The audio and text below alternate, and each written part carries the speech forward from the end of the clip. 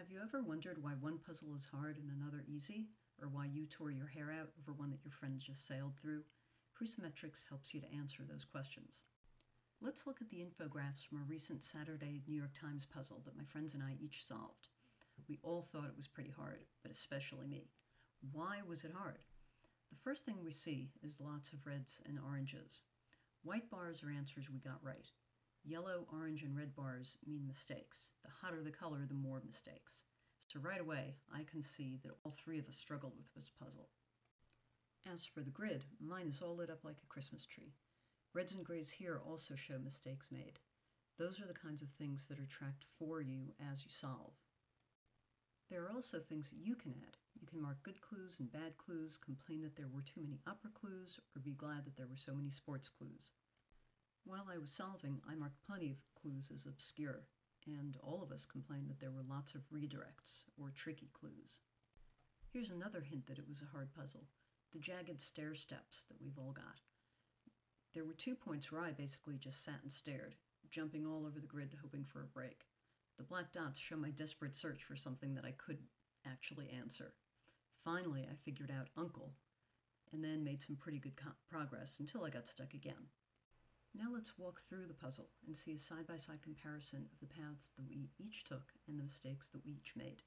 Let's do an instant replay. See how Dave and I are jumping all over the grid. Ralph seems to grab a foothold down the lower right and then makes good progress. It's fun to be able to do this side-by-side comparison with your friends days or weeks later. You can also use this to see your own progress over time and see how you're improving. Now let's take a look at an easy Monday. How can we tell it's easy? Well, first couple of things you notice. There's hardly any mistakes, mostly clean white bars. The grids are mostly green, meaning all correct answers, and smooth solving with none of the fits and starts that we saw on Saturday. Now let's take a look at the tags and comments that the three of us made while we were solving. Let's see, hardly any sports. Lots and lots of crosswordese, we like that. Hardly any foreign words. And not very many of those tricky redirects.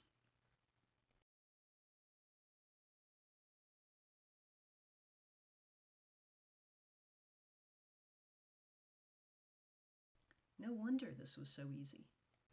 Let's take a look at this instant replay. The three of us are taking a remarkably similar path through the first half of the solve.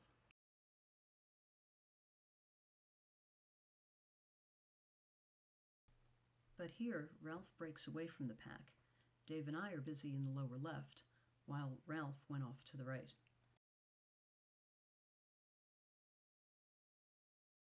Now we're just about done with the instant replay. Let's take a look at Ralph's grand finale. There's a big jump here at the end.